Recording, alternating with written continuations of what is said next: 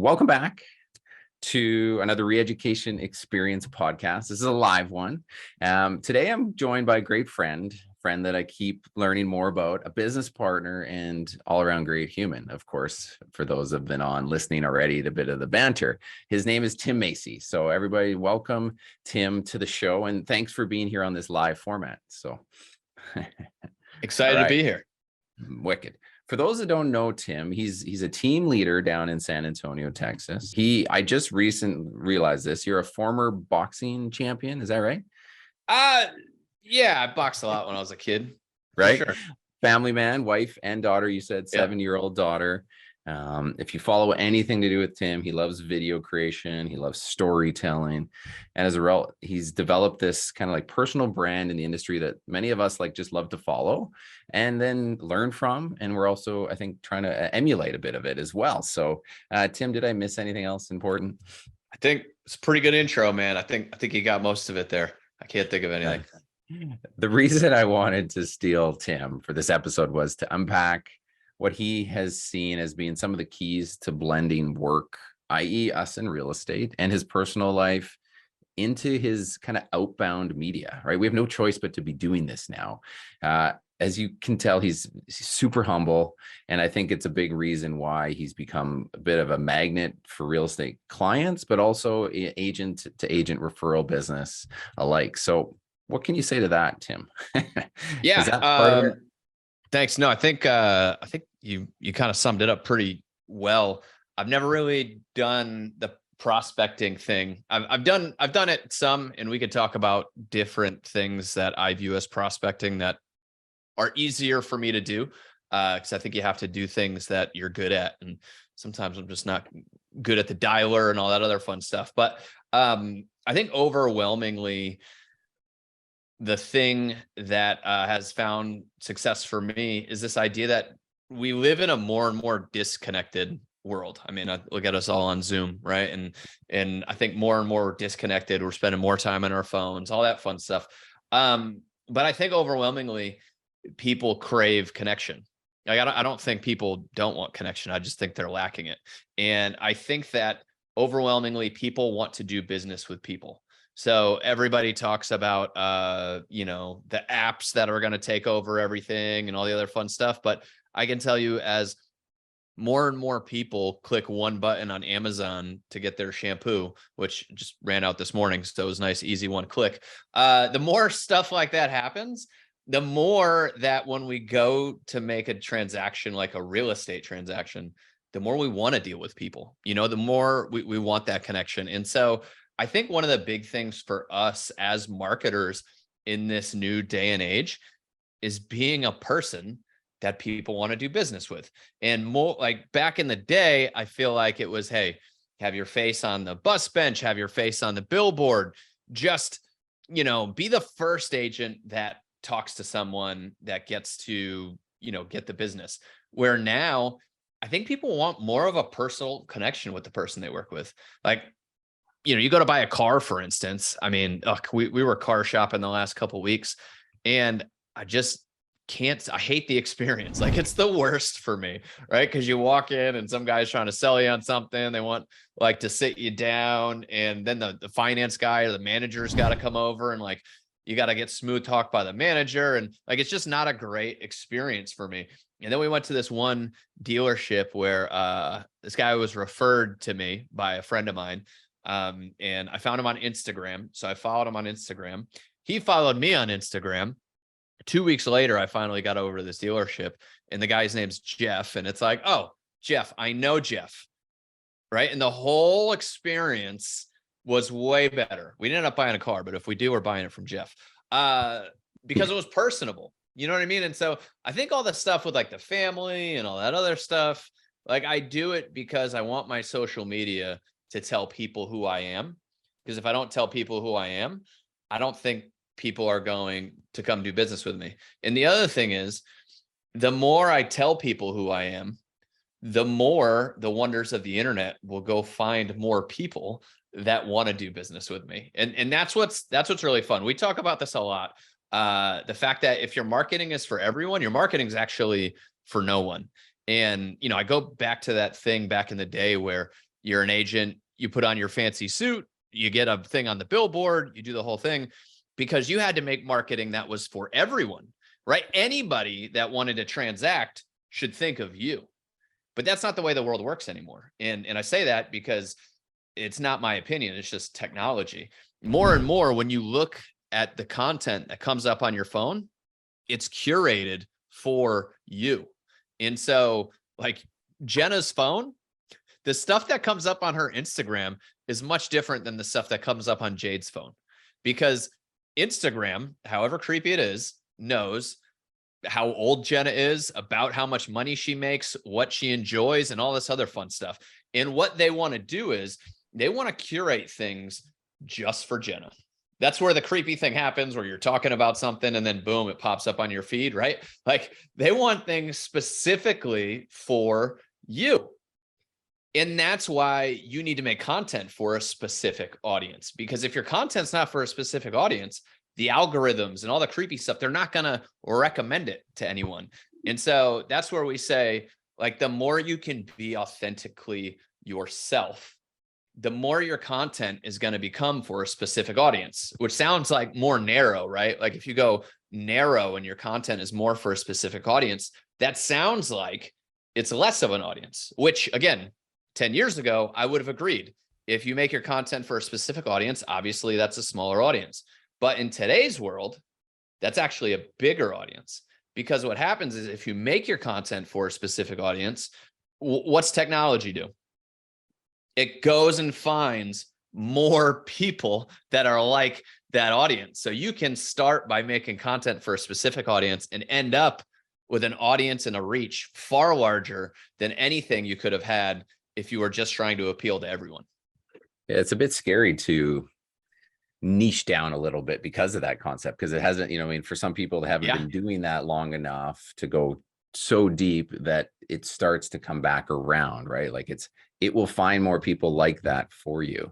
Now, I had a pretty personal question around this, and this thing, I don't know if people also have this question, but you share a lot of stuff about CrossFit, for instance, and the boxing and all that stuff, and that's a very personal thing. Now, I think I've heard this from agents, there's like two camps on this. I should post this or not, because some people think, well, if I'm at the gym, I'm sweating and I'm making myself a post, it's a brag post. Hey, I'm actually getting shit done. And then so they're like, so who really wants to hear that? Right. Oh, it's 5 a.m. again. Right. And you'll hear people tell you like, well, I don't care if Tim's up at 5 a.m. But how do you get over that to say, this is actually a positive thing? So, or is it? Maybe go down a rabbit hole there, because I know there's this conversation happening. You definitely bring up a good question. And look, there's no right or wrong answer, right? Well, let's just clear that up. There's no right or wrong answer. There's what's right for you and what you want to do. And that's what you should focus in on. I can tell you for me, sure. Like I post the thing of me waking up and going to the gym in the morning. Sure. Do people probably not like that? Of course. Fine. But I do know that I get plenty of DMs that are like, oh, dude, awesome, whatever. I'm at the gym too, So I do know there's, again, a portion of the audience that does engage with it, that does follow it along. And the thing that I like is when you go see people, especially like us, Darren, right? Like I'm traveling around, I'm going to meet different agents in different parts of the different countries and all the other fun stuff. And when I meet people and they're like, dude, like you look great, I've been following your workouts. It's like, okay, this is hitting with somebody. Like somebody is actually following this journey. So you got to pick your spots. I do think it's actually an exercise I'm going through right now, which is figuring out what my brand is. Because if it's too many things, it could get confusing. But for me, it's like, like I'm working out, but I think I'm kind of fun with it. Like you totally are. But I think it's whether talk about how I'm getting beat up in the morning or about how I'm fat and out of shape. Like I'm always making fun of myself. Like I don't want to be I don't know, whatever the opposite of that is. Well, that's the thing is, just because I'm up and you're going down to that niching down, like you want people that but don't have to like love the fact, but like if they like you and want to be around you or like your general authentic self, how could they really be putting you down? Or why would their opinion even matter Well, so if, here's the thing though. right? It's like what we talked about. There are people that are like, oh God, here he is again at the gym. Annoying, right? Well, great. They're no longer part of the audience because the algorithm knows they don't like it. And so they'll stop showing it to them. That's fine. Like there's nothing wrong with that, you know? And so that's fine. They'll go and whatever. And then, I mean, it's like I'm working out. You know, I've got my family and we're building this real estate company. Like those are the three things I think you'll probably see pop up in my social media. And, you know, I think everybody should have 3 or 4 main things that Right. pop up in their social media continuously that other people are following along. So like my wife is an amazing cook, and not only does her food taste good, it looks really good. Like she should do food, putting up with me, and growing the real estate business, right? Like those would be 3 good categories for her. But figure out like what your 3 or 4 things are that people are going to follow along with. Is that what you've noticed? I mean, you've been blessed to be around a lot of great folks within the Tom Yeah. Ferry world, right? A lot of great folks now here with us at Real, and just like a lot of creators of sorts. Is that kind of a theme that you're noticing, and they've been able to like do a really good job of that? You know, Yeah. I mean, let's bring it up. We'll talk about Brad, right? I mean, Brad, beautiful family, makes amazing listing videos. And we always give him a hard time about his hair. Like, I don't know. He's got like a couple of things, right? Like, you know who Brad is based on 3 things. And I think if you just get good at telling a story around 3 or 4 parts of your life, one of them obviously should be your real estate business, your clients, and everything else. Sure. I think that's something that you can tune into. And the other thing I do is I go back to who do I enjoy following, and what do they post and what do they talk about? You know what I mean? Like what do you enjoy following? And start to think, you know, about it from that side of things.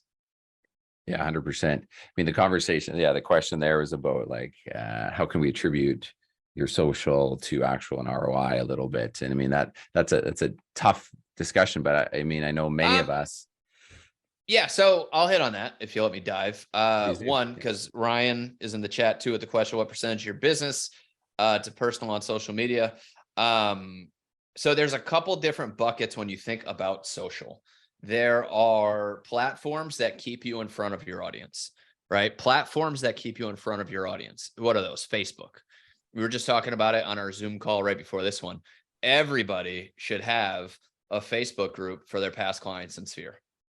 Right? Like a VIP group that's just there for you to love on your people. We give them, like, we post a Starbucks barcode in there, and they can go use it. And then they take a selfie, drop it in the comments, gets the engagement going on the post. But having a place to stay in front of the audience you already have. Okay. That's Facebook, somewhat Instagram. And then you've got YouTube, which, when we build it out the way that our agents do, it's almost all organic and a new audience. It's a completely new audience. And so you're building out content that lets the technology, the algorithm, go find that audience that's interested in transacting in your market. And so that's a completely new audience. And then Instagram has more discoverability to it, I think, than Facebook. I don't know about you guys, but like I never stumble upon someone new on Facebook, right? Facebook's just the people that I already am friends with and I already know. Where Instagram, like, you stumble across new people, and you could be one of those new people that other people stumble across. So Instagram's a little bit of a hybrid. It's a great place to stay in front of the audience you already have, but you can also grow a new audience. And then TikTok obviously is like, you could explode a new audience overnight sometimes, or you could puddle along and not do anything. So those are the things. So Ryan, when you ask what percentage of my business is from personal, like social media stuff, I mean, for me, just about all my business is in one way related to social.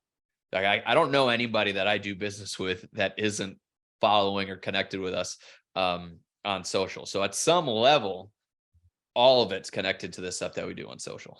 It becomes that platform that those people, for you, it's not always about new people, but it's been these past clients and how they never forget about you too, right? Well, yeah, I mean, one thing that I've gotten a lot more intentional with over the last couple months is the DMs. So, we talk about this a lot on the attraction of agent side, but also on just like building your business side. There's this idea around prospecting. I told you I'd get to my version of prospecting. There's this idea of prospecting that you need to have conversations, right? You need to start conversations. You need to call people and have a certain amount of conversations. And the thing that I don't like about that is that I have to call Darren and I have to figure out a reason to start a conversation with him, right? Like, Darren, hey, what's up? You want to buy a house? Right? Like, it's so awkward. And the How's the thing that I weather? love, And want to buy a house? Yeah. yeah. It's like, oh, well, oh, no, sorry. Can you tell me about your family first? I'm following the Ford thing. And then at the end of that, I'm going to ask you if you want to buy a house. Like, I don't love it. One thing that I've always said, in my buddy Colin Cameron, who I started RETV with, Other Rabbit Hole. One thing he said that I always loved is I can only market to people in a way that I would like to be marketed to. Right? I can only market to people in a way that I would like to be marketed to. And that's why I've just never been able to cold call people, because I've never received a cold call and be like, man, I'm so glad you called me. Right? Like, it's never happened. And so I have trouble marketing in that way because I don't like to get marketed to that way. So I say that because DMs. The thing that I like about DMs is that I can go through Instagram stories, for instance, right? And I'm focused. So you can tell the difference when somebody's doing this with their thumb, right? You see this little up and down action? That means they're a scrolling zombie. They're not doing anything but just taking in the reels. They're like, oh, this is funny. This is funny. Oh, that's cute, right? They're doing nothing but wasting their life away. But when I'm working, I'm here. These thumbs are typing. They are going to town. And what I do is I'll just go on Instagram stories and I will just, story pops up, I'll DM them. Yeah, love the costume. Oh my God, that's so cute. Next. Boom. Oh man, funny joke. That's hilarious. Boom. Next. Like, they're posting something, and right at the bottom there is this option to send them a message about whatever it is they're posting. And I'll spend an hour and just go through every single person that's posted an Instagram story and send them a DM about what they just posted. And here's the thing that I think is different. We want to be top of mind. We want people to reach out to us. And the best way, in my opinion, isn't to start a conversation with somebody. It's to already be in conversation with somebody. And social media allows us to constantly be in conversation if we choose to, right? If we stop scrolling and start typing, we can be in conversation with hundreds and hundreds of people all at the same time if we just focus on it and send those DMs. Because how much easier is it, for me, like, if Scott is messaging me that, like, my daughter's outfit for Halloween was cute, and then like we had another conversation about the food that my wife cooks that's delicious, right? Like, we have these conversations. How much easier is it for me to ask Scott about the real estate market when we're already in conversation?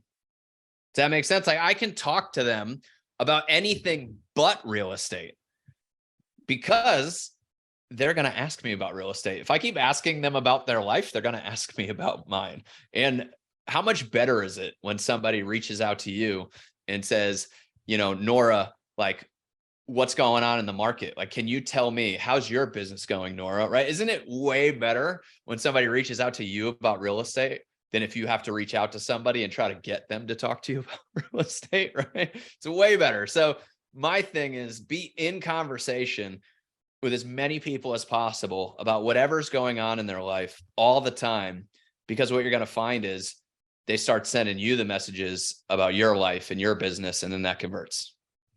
Absolutely. I mean, that the in conversation doesn't have to really end like a phone call does, right? Or an email finishes, right? Like, it's an ongoing dialogue, which I love. I mean, that brings me mean, so that's you in their world, right? So it's taking you out of the center, putting them into the center, right? Yep. And that is what catches people when you're in their world rather than you're trying to pull them into what your agenda is, right? I mean, that maybe translates into this other conversation I have. You and I talked this, and I think I even put on the podcast, is do epic shit, right? Like, and you and I have talked about this, and I think you said that out and down in Utah.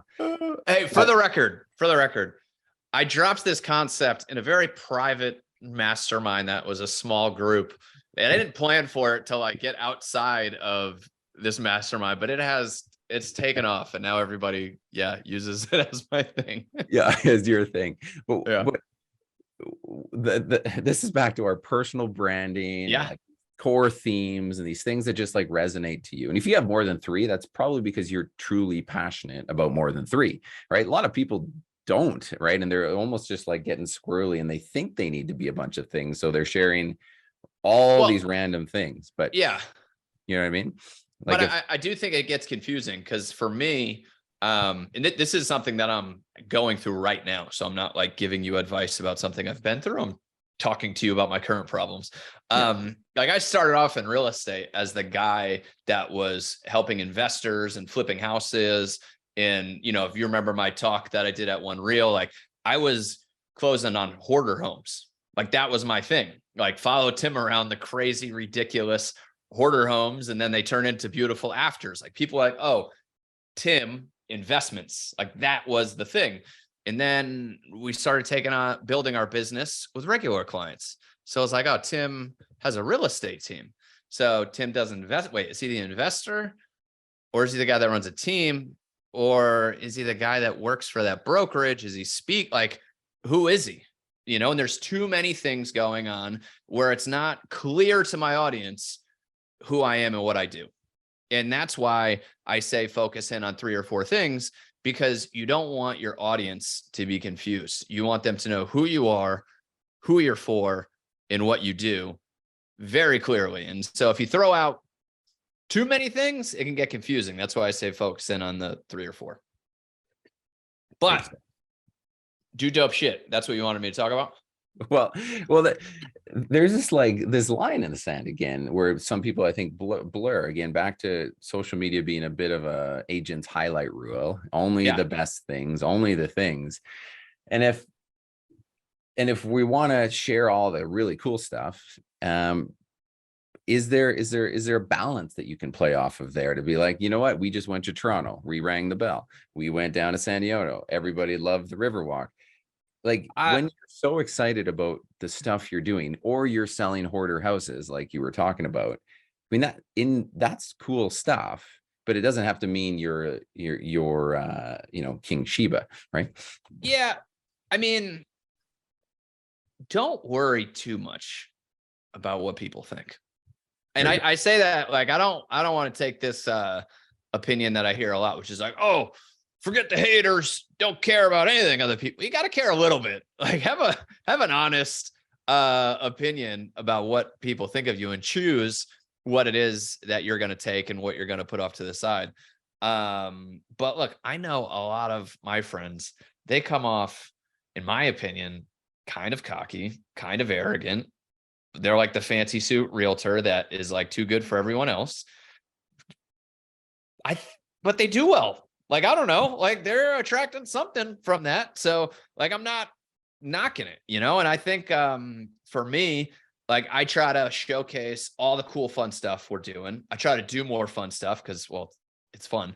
But I also try to show it in a humble way. Like, I think we're super lucky. I don't know how special we are. I just think we are lucky to have this awesome life. So, like, I do a lot of it, but I make sure I come from a place of gratitude.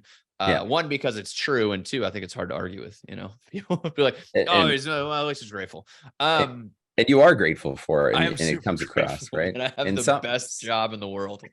Some people may not be, right, and that may come across, but that's okay for some too, right? But the thing, Darren, I want to key in on, because you're the do dope shit thing is funny, but it's the Phil Jones thing. Right. It's what we saw at Tom Ferry Summit, which is curiosity. My business and my life thrives on curiosity. And when I think back to when I first got started, when I was making no money, but somehow built a business having no idea what I was doing, crawling around those hoarder houses and then showing the after pictures, it got people curious. Like doing the cool listing videos and all the other stuff that I did. I've always played in the curiosity space, right? What stuff can I do that's a little different? Maybe people won't really understand it. They won't get it, but I'm going to play in that curiosity space, because if I can make people curious, going back to me and Scott DMing, right? If Scott can make me curious and he's DMing me about my kid's Halloween costume, he DMs me about what I had for dinner because it looks good, right? If Scott in turn is posting things that make me curious, well, he's going to get the DM back because I'm going to be curious and we're in conversation. And so the reason I say that is I think a lot of people will post things like, hey, interest rates are high, but it's still a good time to buy a house. Call me your favorite realtor. Like there is no curiosity there. You want me to call you because you want me to buy a house, right? Yeah. like I don't know if you know, but I get a ton of DMs about joining Real, right? Like attraction and growth and helping our agents. That's full-time job now. But if you look at my posts, I never have on there, DM me about Real, Right. right? Because that sucks away all the curiosity. The minute I say, hey, I want to sell to you, you've taken out all the curiosity. And so what stories can you tell about what you're doing? How can you highlight the things that you have going on in a way that piques people's curiosity, not that sells to them? Because the minute, in my opinion, the minute you put call me, you're an advertisement. You immediately make yourself an advertisement. Trust me. If they're interested, guess what? They're on your social media. You're one DM away from them sending you a message. And playing in that curiosity space is huge. I'm just spitballing here. I just saw my buddy Trey Serrano on Instagram. He went live on Instagram. He's like, hey, I'm buying a bunch of Powerball tickets for my clients, and I'm going to drive around and drop them off. That way, it's pretty much like me giving them all $1.9 billion. That's how I see it, or something. Like it was funny, but I'm like, man, this guy's driving around buying his clients Powerball tickets. I kind of want to be his client. Yeah. Like my realtor's not doing that for me. I need a new realtor. But my point is, he's not like, hey, send me a DM if you want a Powerball ticket, because then he's asking, then he's selling. Do things that pique curiosity, even if they don't make sense. The less sense they make, the more curiosity. I don't know if you know this, but like we went to Israel, right? Darren, okay. So what was funny was in our CEOs in Israel, and Brad McCallum and we had this 3-day window in between events we were speaking at. We were trying to figure out what we were going to do. Like, should we just go home? But then you go home, you see the family. The minute you get settled in, you got to fly back out. What should we do? I'm like, let's go to Israel. Seems crazy, but let's do it. And our CEOs in Israel, we wanted to film some content and all that fun stuff. And what was funny, Darren, was afterwards, I had 2 people reach out to me and say, man, like, that's so cool that you got to do that. And like that they invited you out there. Like, what a great opportunity. And I was like, you think we got invited? Right? You think that was anybody else's wacky, crazy idea other than our own? We didn't ask for permission. We just told Tamir we'd be there on Saturday. And my point is, it didn't make sense to a lot of people that we would fly all the way out there just to shoot a video, when in fact, Tamir was coming to San Antonio like a month later. We could have just waited till he was here. But the fact is, you do dope shit. Like you do things that are cool, that people are going to find interesting. That journey, a lot of people followed us along with. Like, it was fun to follow that along. We got back, people were like, oh, so awesome. Like, what can you go out and do that your audience is going to say, well, that was so awesome. Like, you went out and did whatever. Like, you guys got snow right now. There are things you could be doing right now with this snow that would be engaging. and entertaining, and maybe everybody else is snowed in and hating life, and maybe Darren's out there, I don't know, doing something fun. But my point is, do things that are inspiring to your people. So when you're in conversation, they're more likely to hit you up. Well, one thing that comes to mind with that is the curiosity part I love, because I mean, if we're not curious about something, then like we're boring, right? Like, I mean, at the end of the day, like, what is it that's pulling you through? And I think about my early days in Facebook and how I grew my business. I had no intention of being a realtor, but I had a license and I was showing the journey through real estate investing too. And it was just me not feeling like I had to become an investor to then show off the journey. It was showing it off in the journey to becoming an investor that pulled so many people in and that really kickstarted my career. So like, I think a lot of us just share within the moments rather than when I get to the destination of that luxury listing. It's like, well, what about that whole journey on the way there? Right. I got to ask you something about video. The $20,000 hoarder houses were not the glamorous part of real estate, but it's the part that people loved the most when I look back on it, you know? So show people the stuff. I love it. You know, there's, you and I know this, right? Like our company now has a lot of kind of like video content stars, all this stuff. Okay. Over indexed on that, maybe, right? You know, from a positive way. Yeah. But there's a whack of people that are 50 plus, 40 plus, 60 plus, never made a video, never went on these places, but yet they're still crushing business, right? Is this like, oh my God, they're about to fall apart? You know what I mean? Or can that still be part of it? Yeah, it's a new tool for the same classic business principles. There's nothing new here, right? I mean, if you've been in the business for years, you've done it by taking care of your people and staying connected with them. Yep. It's just a different way to stay connected with them. You still need to take great care of your people too. I think a lot of times we don't talk about that part enough of providing great service. I wish we had more Zooms about that, but it doesn't seem to be as sexy. But take great care of your people and then staying connected to them, right? That's the key.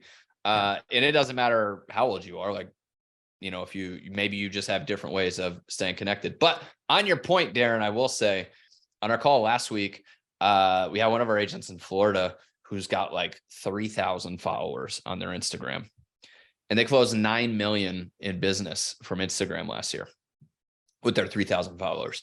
Like, you don't need to be some massive video person or some giant social media person to generate a great business from it. You can do a ton from a small following that loves you. You know what I mean? Like, don't worry about how big your following is. Like, worry about how much engagement you get from them. And the thing is too, is that your following, like your audience, your reach, whatever you want to call it.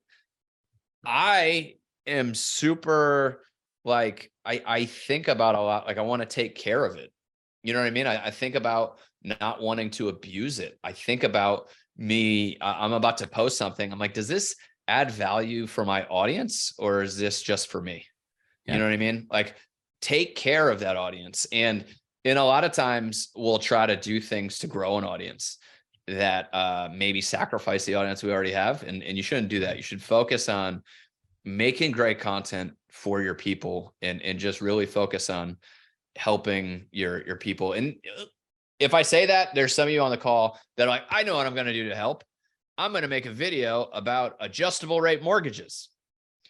Like, no, man, that's boring. Nobody cares. You know, like, make content that are actually going to like brighten your people's day and bring some actual value to them, not to you. In the process of doing all this, and just, you know, like you said, we're all learning this as we go, right? Do you run your own social? Do you edit your own videos? You know, what are you seeing? I get this wonderful position of studying other people's businesses and you know, looking at Ryan and figuring out what he's doing that's working.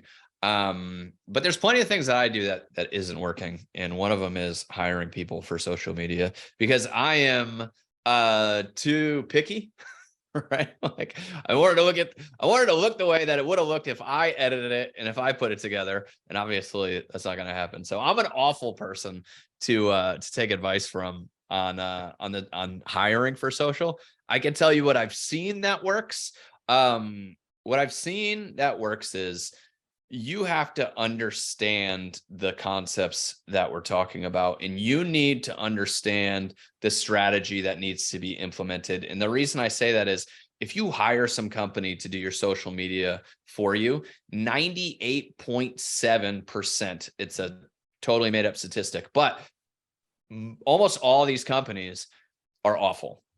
Right? Like they're awful. They're like, oh, we designed this social media program for real estate agents, and we're going to put the same templated crap that other real estate agents post. We're going to post it automatically on your Instagram for you. And it's going to get 2 likes, your grandma and your mom, every time you post.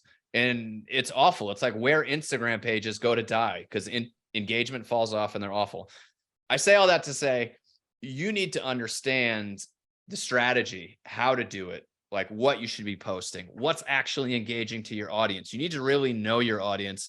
And so I say you really need to do it yourself for a time period, because you can't bring anybody in to post your videos for you, to edit your videos for you. It's hard to bring somebody in to do that if you haven't done it yourself and you don't know what you want.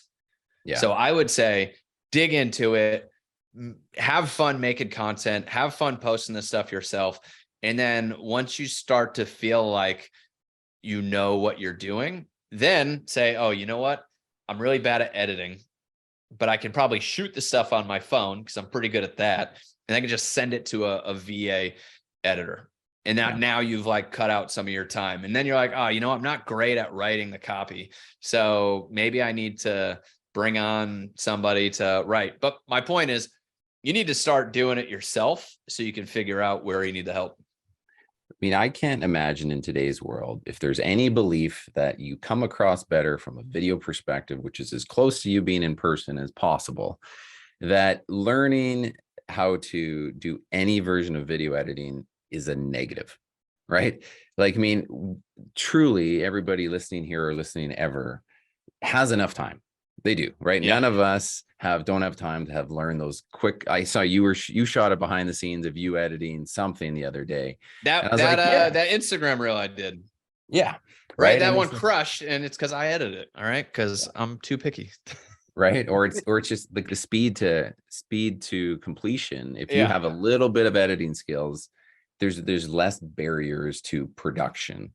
If you can just learn the few of the simple things on your own. Right. It could certainly never hurt you. I can't imagine. Right. All right. I'm going to give you a what matters more quick back and forth. Okay. Yeah. You can't go down a rabbit hole. You just have to say this one or that one. Man, okay? I love rabbit holes though. Rabbit holes are my thing. Okay, let's do it. What matters more?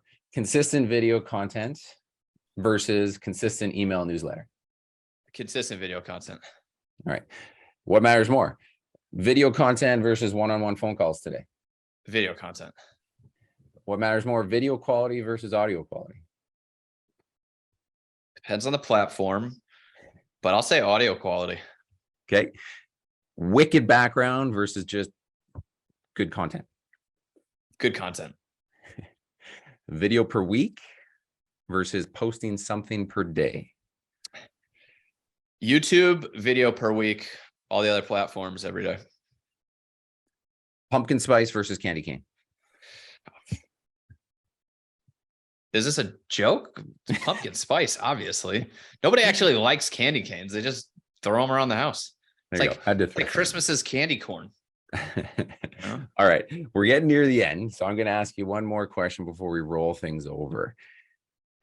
If you were to start it all over again, Tim, knowing what you know now, which is like this little bit of stuff, right? Yeah. Brand new agent, what do you think you do for short-term business creation? And what would you do knowing the long game matters? So two questions in one. I mean, if I just got my license, I would be doing open houses 3 times a week and door knocking the heck out of every neighborhood I did an open house at. And I would probably be cold calling non-owner occupied owners. So There you that's go. my new agent, get business short term.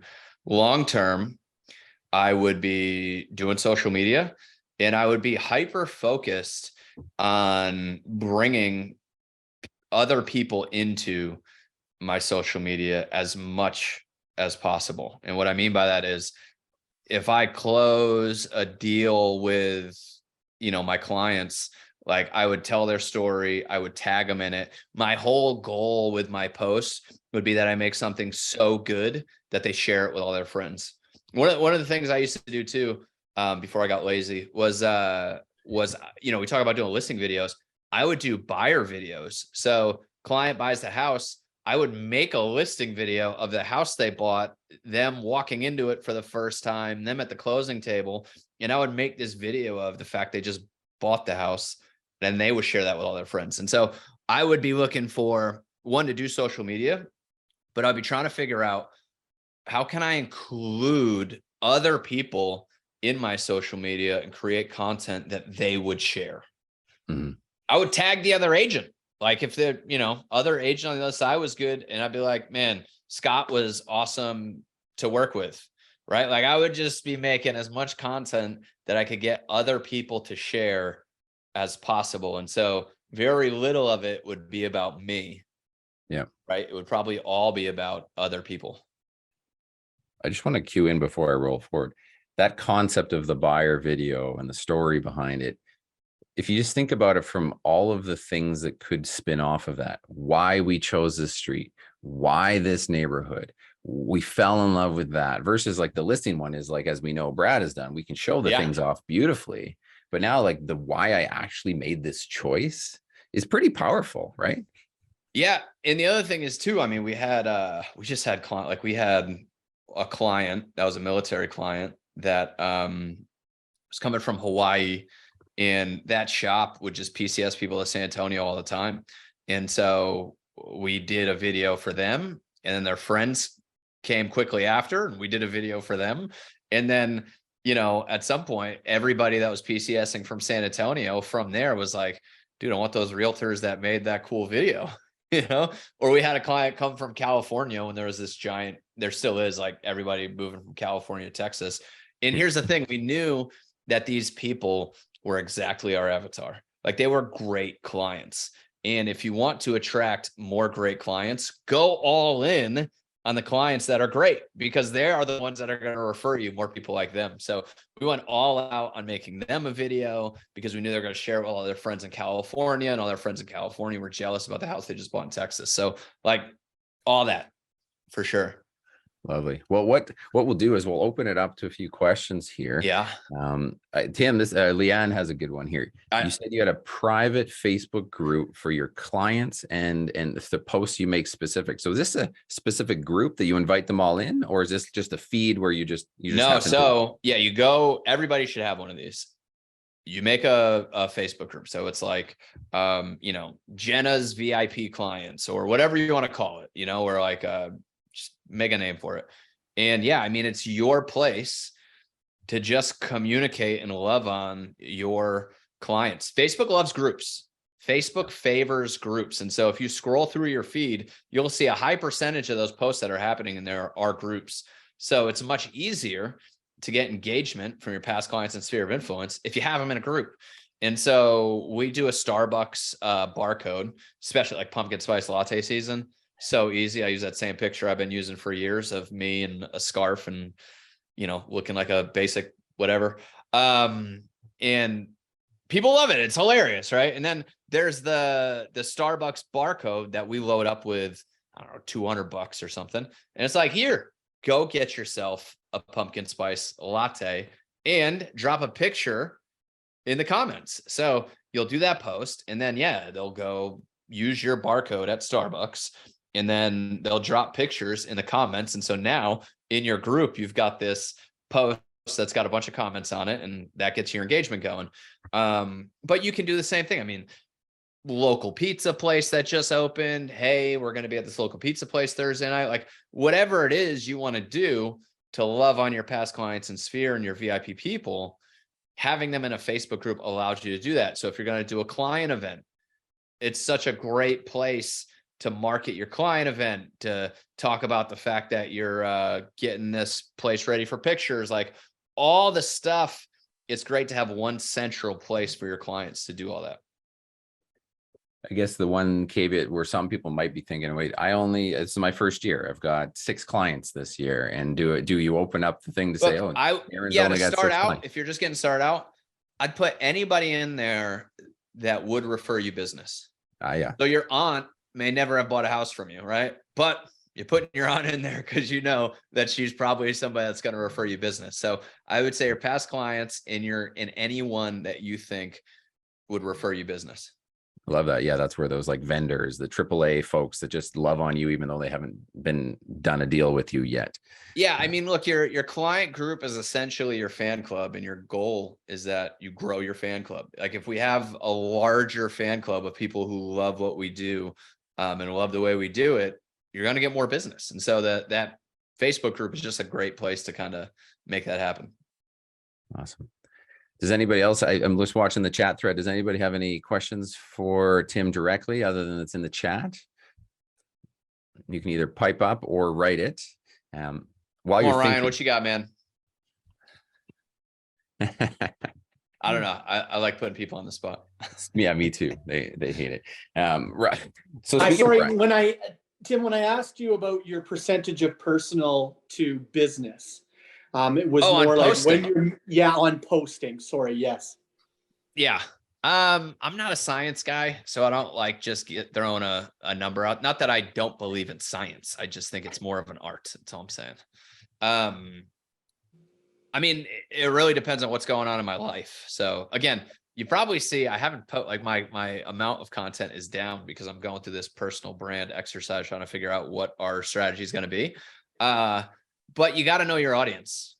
You know, I just like would know your audience and know you start to get a feel for like what's too much. The other thing is take whatever your idea is for a real estate post and make it more engaging. So take whatever your idea for a real estate post is and make it more engaging, and then do it again and then post it. So I joked about how adjustable rate mortgages, right? You want to make a video about adjustable rate mortgages. Like nobody cares. It's boring. People are going to scroll right by you. You're just being a boring real estate agent talking about adjustable rate mortgages. And look, this may sound mean because we all hang out with a bunch of realtors that say, oh, it's a great idea. Like you make an adjustable rate mortgage video and then you get 5 comments that say, great video. And guess what? They're all real estate agents because the rest of the world doesn't care. So what I say is, okay, I'm going to make a video about adjustable rate mortgages. How do I make it more engaging? Right? Okay, well, maybe I start out with the crash is back. The same thing that caused the crash is coming back again. ARMs, right? Like that's a little more engaging. Let's make it more engaging. Let's go to the Halloween store. Don't judge me. I'm just coming up with stuff. Let's go to the Halloween store. All right. Let's get a fake arm and let's flap it around and be like, oh, what's an arm? And be like, but you know, like, I don't know, just like start with a boring idea and make it engaging. Or maybe you can get the fake arms. Have you ever seen the tiny hands? Like the little tiny hands? Like, oh, look, arms are back, right? Like, I don't know, but think about your audience. But yeah, it comes down to, like why, right? Like, why would they watch this? To stand out, to make your boring content more engaging. Right. Or like Ryan, in your case, you're just this like heartfelt, heart-led, easy to listen to dude, right? And it's like if you flipped into business mode and just felt like you had to share the latest interest rate bump, it would be unauthentic to share it without your true personality behind it, right? Love it. Yeah. Hey, I have a question for you about Ryan. Speaking of Ryan Serhant at the conference had one line for us, Tim, that he referred to over and over again. And it was this, it was what at the back is now the front. Remember that? He talked about how in our business now, us as salespeople, we have a really unique opportunity while the market and the world's freaking out to be on the front of the line as far as opportunity. And can you share your take on that? Look, I think what I was just talking about, I think that's really what it nails down to, because people, when times are uncertain, they're going to think more about who it is that they call, right? I want to buy a house. Oh, my cousin's got a real estate license. Let's go buy a house. Great. Make an offer. Boom. Market's great. I'm going to buy a house, but the economy's collapsing. Inflation's up. I just read this article. I don't think I'm going to call my cousin.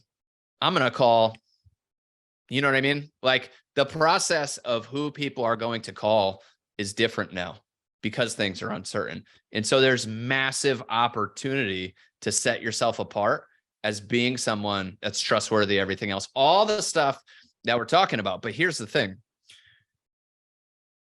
I believe that the agents I was given a hard time about making the interest rate video, right? Like, if you're out there telling everybody why it's a great time to buy, I don't think people are going to call you.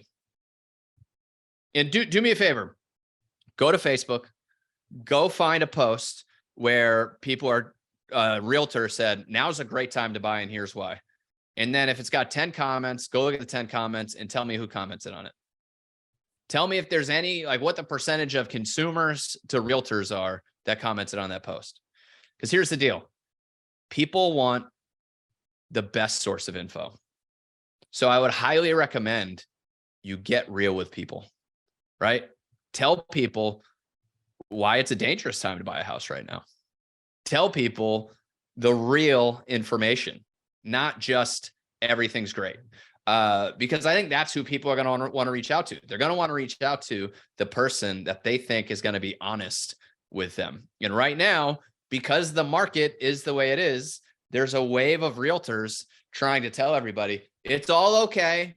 Everything's fine. Don't worry about anything. Just call me so we can buy a house. And I think those people are going to lose a ton of trust over the next year. And so all I can say is be personable, do all the stuff we're talking about. But as Ryan Serhant said, you know, the people in the back are out the front.